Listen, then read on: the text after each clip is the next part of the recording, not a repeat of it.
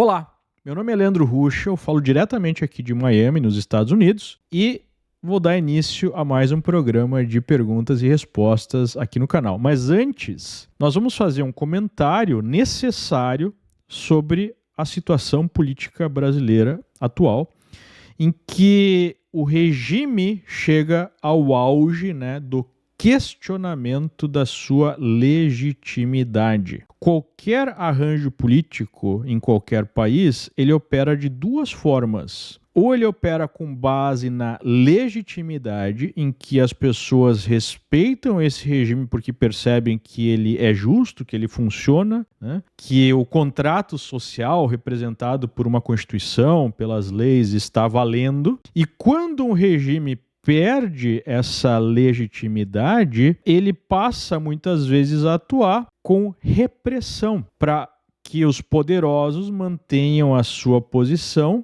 através do medo.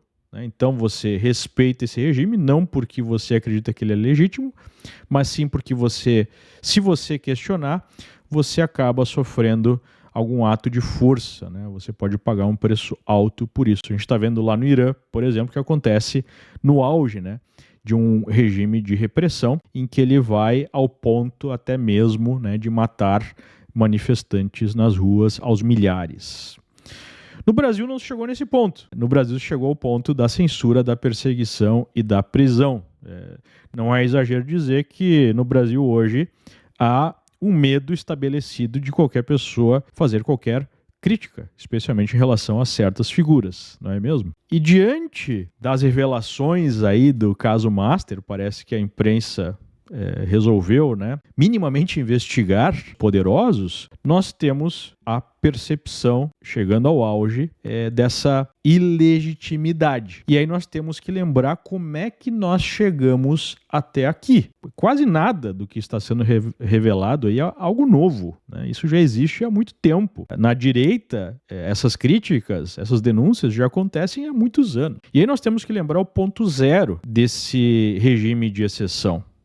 Nós temos que lembrar que foi sob a condução do então presidente do Supremo, Dias Toffoli, que agora é alvo de uma série de denúncias na imprensa brasileira, foi lá em 2019 que se consolidou na prática um ato institucional travestido de procedimento judicial, o chamado inquérito das fake news. Sob o pretexto de proteger a corte, proteger a democracia, proteger as instituições, instituiu-se a blindagem desses ministros contra qualquer escrutínio público e uma engrenagem permanente de intimidação, ao arrepio das leis, da Constituição, do sistema acusatório, a ponto de a Procuradora-Geral da República à época qualificá-lo como um verdadeiro tribunal de exceção. A operação contou com apoio quase restrito da grande imprensa, que não apenas justificou o movimento, como o normalizou dia após dia, funcionando na prática como uma espécie de correia de transmissão do regime, um órgão de propaganda desse regime. A imprensa ajudou a legitimar, melhor colocando, essa escalada, a carimbar o dissenso como ameaça e a tratar opositores como criminosos. À época, e é isso que a gente não pode esquecer, já abundavam denúncias graves. Entre elas, a revelação feita por Marcelo Odebrecht sobre a identidade do amigo do meu pai, que se tornou, não por acaso, o alvo do primeiro ato de censura do famigerado inquérito. Aquela matéria da revista Cruzoé que abriu essa denúncia. Havia ainda procedimentos investigatórios em curso na Receita Federal contra várias autoridades, incluindo ministros e familiares. E esse procedimento lá da Receita Federal foi encerrado por uma canetada no âmbito desse mesmo inquérito, em flagrante conflito de interesse. Ora, não há, em qualquer lugar do mundo, a defesa de uma situação em que ministros, especialmente da corte mais alta do país, da Corte Constitucional, operem como vítimas de acusações, como investigadores, como acusadores e como julgadores. Isso não é possível. O inquérito existe para apurar fatos determinados dentro de um limite temporal Claro, não é o que acontece nesse inquérito das fake news, que ao contrário disso, já se arrasta há quase 7 anos. Não tem um objeto muito bem definido. Ele já deu origem a milhares de outros procedimentos investigatórios, promovendo a corrosão aberta das garantias constitucionais mais elementares. Liberdade de expressão, liberdade de associação política, ampla defesa, né? O direito à ampla defesa, o direito ao devido processo legal, e transformou-se assim em um instrumento explícito de repressão política e autoblindagem institucional. Nesse ambiente de exceção, o país assistiu a Lava Jato ser desmontada por cima, com anulações em cascata, né, e a descondenação de nomes como o do próprio Lula, enquanto instituições que deveriam apenas arbitrar, julgar, passaram a intervir diretamente no processo político. O resultado foi uma reengenharia do cenário político brasileiro por decisões de cúpula, sem voto, sem freio, sem qualquer pudor.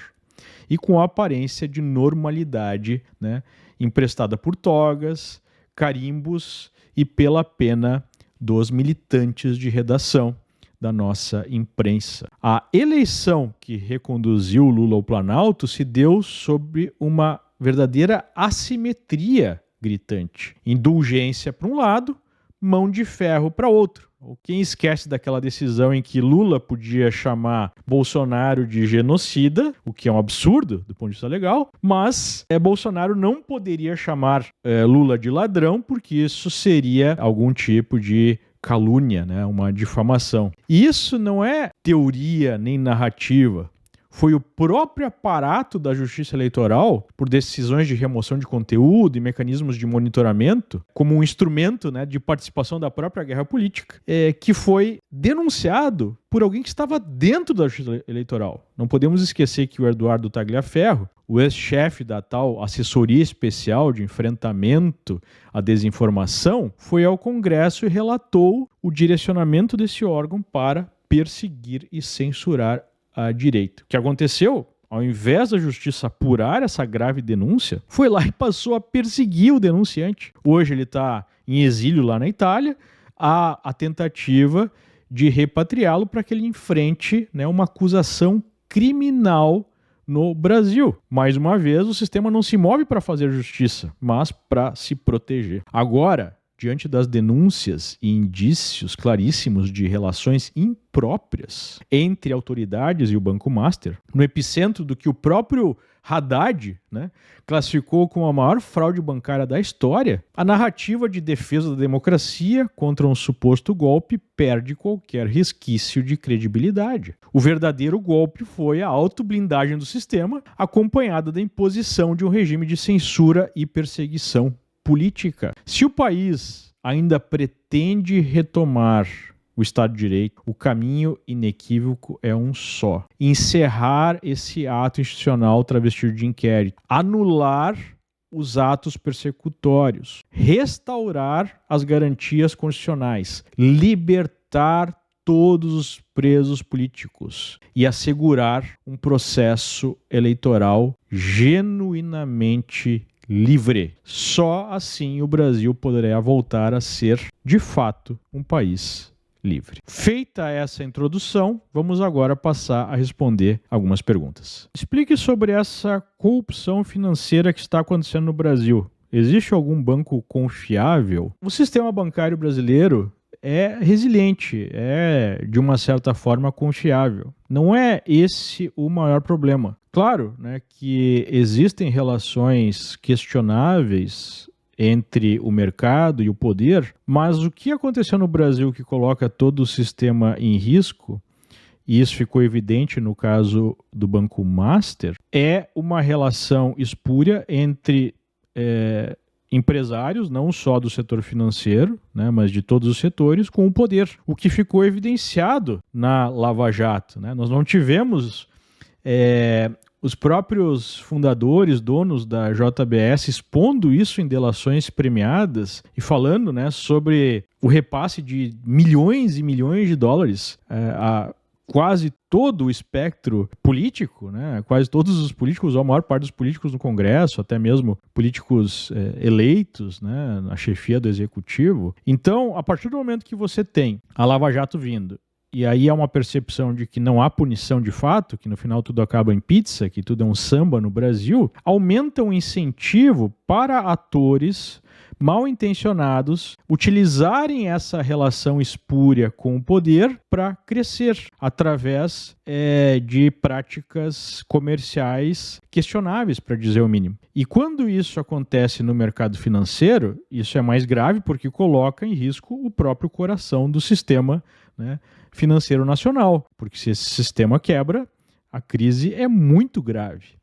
Então, este é o problema brasileiro. Não é exatamente o sistema financeiro que, pegando tudo o que acontece no Brasil, né, o Banco Central, a forma de, enfim, organizar o mercado financeiro, é muito mais sério do que outras áreas. Mas o que a gente viu é uma contaminação até disso nesse caso aí do Banco Master, né? E talvez isso tenha ligado o sinal vermelho nesse establishment financeiro, em que a própria imprensa passou, opa, peraí, aqui, né, a linha foi ultrapassada, a gente está falando do coração do sistema e se esse coração for contaminado, o país não fica mais de pé. Me parece que foi isso. Como explicar a Bovespa? Não entendo. O principal driver da alta na Bolsa Brasileira, da queda no dólar, é a perspectiva de mudança na direção do Brasil a partir das eleições deste ano. Há uma perspectiva no mercado de que o Lula talvez até nem mesmo concorra, que o próprio sistema não quer mais a direção, né, que o Lula está colocando o país. E esse é o principal propulsor da alta na Bolsa e na queda do dólar. A perspectiva de que vai ser modificado, né, o arranjo do poder e nós vamos ter uma certa arrumada na casa, com a correção, especialmente, né, das contas públicas, que estão seguindo uma trajetória que vai levar à implosão do país, né?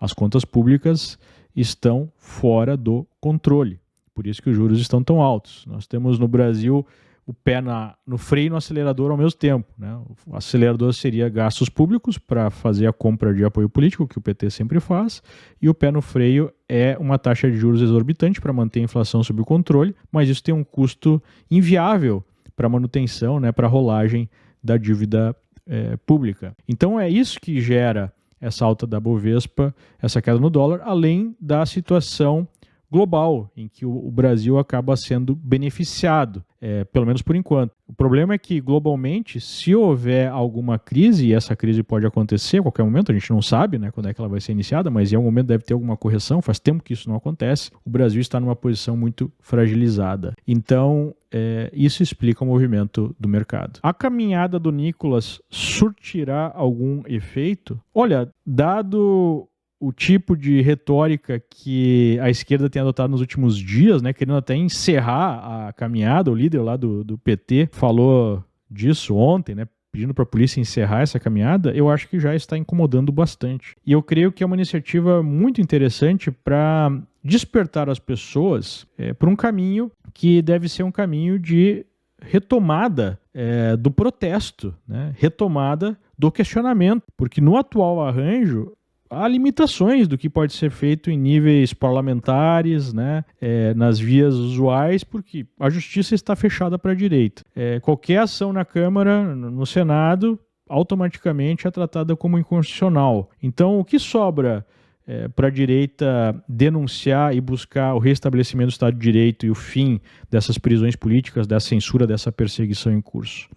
Então, acho que o Nicolas faz muito bem em iniciar essa caminhada. É possível algum ministro do Supremo soltar o Bolsonaro e outros presos por ato de ofício? Acho muito improvável. Qualquer ato nesse sentido terá que ser algo negociado com os integrantes, né, com o próprio establishment. Não creio que a ação de um ministro, talvez isso até possa acontecer, mas não vai ser por iniciativa do próprio ministro. Se isso acontecer, vai ser porque houve uma negociação prévia, né, mas me parece que a chance disso é muito pequena. Qual o objetivo de Trump para Dinamarca, Canadá, América Latina? Ele tá doido? Não, ele não tá nem um pouco doido. Na verdade, o que o Trump está fazendo é realinhar os Estados Unidos diante de um cenário global muito diferente dos anos anteriores, né? Essa ordem globalista que nós vimos no mundo pós queda do Muro de Berlim, ela simplesmente acabou. O Trump está preparando os Estados Unidos para um longo conflito com a China ou com esse eixo chinês, né? China, Rússia, Irã. Infelizmente, o Brasil, sob o descondenado, está buscando se alinhar a esse eixo do mal, e ele está organizando os Estados Unidos para fazer frente exatamente a esse eixo, numa nova Guerra Fria, numa Guerra Fria 2.0. No final das contas, é isso. Você acredita que tem mais espaço para a queda do dólar? É hora de investir fora? O que sugere? O espaço para a manutenção da queda do dólar depende de dois fatores, um fator interno e um fator externo. O fator doméstico depende do resultado das eleições de 2026, desse processo eleitoral. Se nós tivermos uma mudança da direção do Brasil, isso pode pressionar o dólar mais para baixo.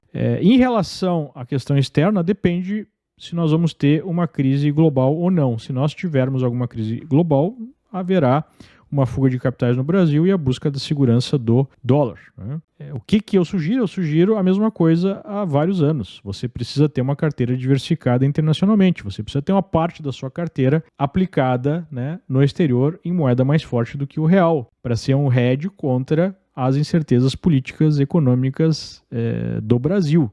Então é isso que eu defendo há muito tempo, há muitos anos, desde que eu me mudei aqui para os Estados Unidos. Se você quiser um auxílio para fazer esse movimento, clica no link que acompanha esse vídeo para abrir a sua conta aqui com a gente e, obviamente, alguém da minha equipe pode te ajudar. Como Trump ignora os comentários recentes do descondenado? Aqui deve ser referente a críticas pontuais que o Lula tem feito ao Trump, mas que não passam de uma retórica bem leve, né, em relação ao que poderia acontecer. Na prática, a política externa brasileira, o Itamaraty não tem feito nada mais agudo contra Trump. O Lula falou ontem que é inaceitável, né, o que aconteceu na Venezuela em relação à soberania, o fato de terem prendido o narco-ditador Maduro, que é amigão do Lula, né? O Lula foi, ao longo desse tempo, talvez o principal aliado do chavismo, ajudou a manter o chavismo no poder, destruir a Venezuela, né, gerar a maior crise humanitária da história do continente. Então me parece que tudo isso não passa de uma retórica morna. E isso faz a gente acreditar que entre os pontos que foram negociados entre Trump e Lula para levantar algumas das sanções contra o Brasil, tenha sido incluído justamente essa certa neutralidade brasileira em relação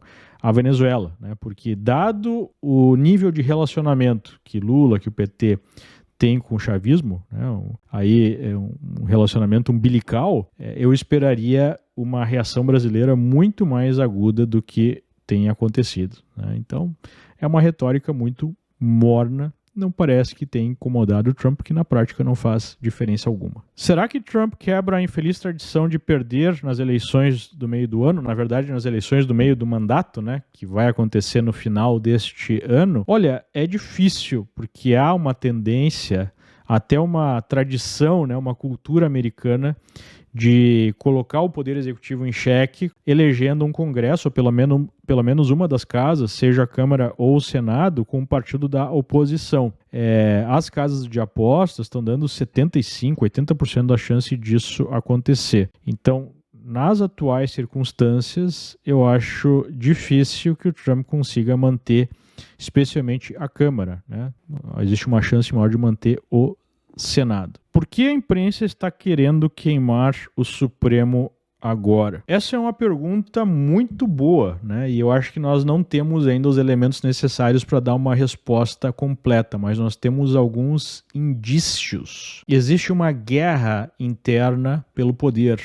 O Supremo, como um centro de poder político e não mais um centro de poder jurídico, ele não está dominado por um grupo ou por outro. Existe uma guerra interna, a gente já falou sobre isso aqui no canal, né, entre a esquerda e o próprio centrão. E essa guerra interna é que promoveu esse racha, né, e a imprensa faz parte dessa guerra, porque também há uma divisão interna na imprensa entre a fatia controlada pela esquerda e a fatia controlada pelo centrão. Mas é algo muito perigoso, porque tanto a esquerda quanto o centrão estão envolvidos aí nesse escândalo. Então, eventualmente, você utilizar o escândalo para atacar o adversário, você pode atacar a si mesmo. E, além disso, a gente tem um aspecto muito importante, que é a colocação desse escândalo, né?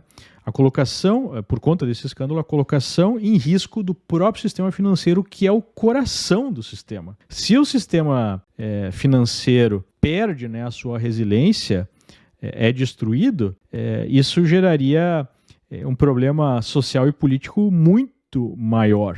E a gente vê a força, né, que tem o mercado financeiro para tentar impor uma certa ordem aí na casa e também defender os seus interesses, né, de grupos específicos que têm muito poder econômico e, em paralelo, têm muito poder político. Então, o que a gente está vendo são os efeitos de uma guerra interna do establishment político-econômico brasileiro, né? E com as suas franjas no meio midiático. É isso que está acontecendo. Existe alguma possibilidade real da vitória de Flávio em 2026 ou o sistema não permitirá? A possibilidade até existe, apesar de eu achar que ela é muito pequena diante da percepção do que é chamado de bolsonarismo como uma ameaça ao próprio sistema. Nós temos que entender que a cúpula, né, desse movimento de direita que surgiu e que recebeu o nome de bolsonarismo, foi presa por conta de uma atuação não só da esquerda,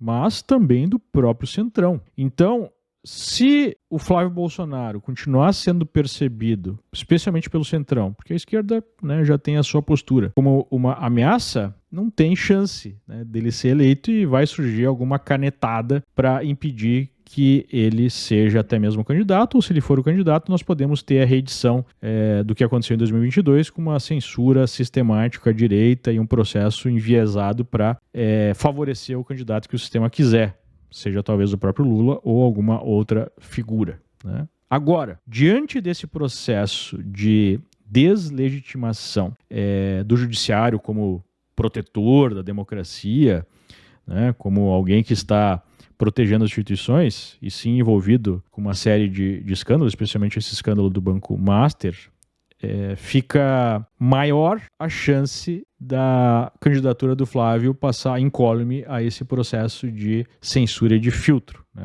O cenário ficou um pouquinho mais complexo, o que de uma certa forma favorece o Flávio, mas ainda vejo que o mais provável seria o sistema se organizar para tentar retirá-lo da disputa e colocar alguém mais palatável ao centrão. Você acredita que em 2026 o PT vai censurar a internet com apoio da Justiça Eleitoral e do Supremo? Olha, isso está ficando mais difícil por alguns motivos específicos e pela questão do cenário que se apresenta. Primeiro, né, nós vamos ter na direção da Justiça Eleitoral duas figuras que foram indicadas ao Supremo pelo ex-presidente Jair Bolsonaro. Isso não é uma garantia que nós vamos ter algo muito diferente, mas é uma possibilidade. Em segundo lugar, conforme a legitimidade do próprio Supremo vai sendo questionada nos últimos dias, de forma até impressionante pela imprensa, né, que sempre foi a principal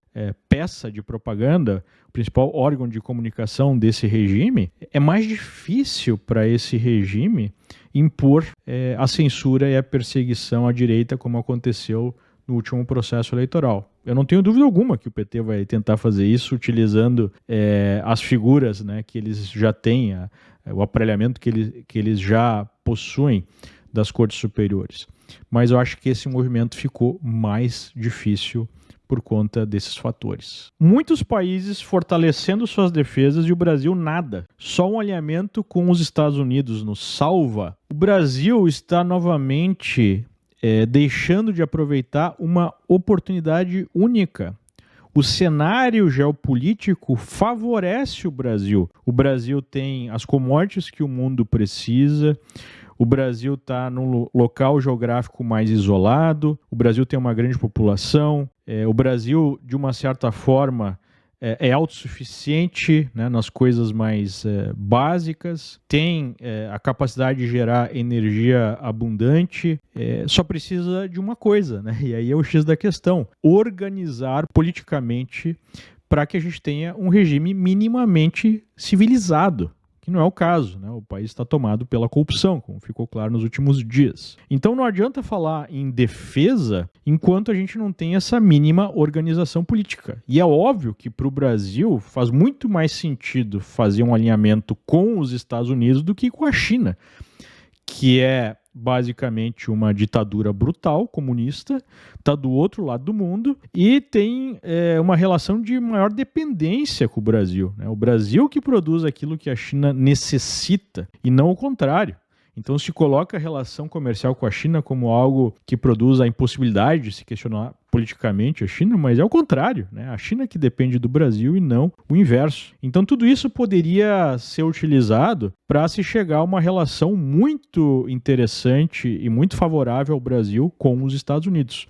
Mas, infelizmente, nós temos hoje no poder um grupo que tem uma mentalidade totalitária e tem alinhado o Brasil com o que há de pior no mundo, né? Aquele eixo China, Rússia e Irã. E, infelizmente, isso leva o Brasil a perder mais uma oportunidade histórica. Bem, muito obrigado aí pela atenção. Se você quiser apoiar, se você gostou desse vídeo, né, quiser de alguma forma fazer com que essa mensagem chegue mais longe, deixe o seu like, faça a sua inscrição no canal e, o mais importante, envie esse vídeo para o seu grupo de amigos, para o seu grupo do trabalho, para o seu grupo da família.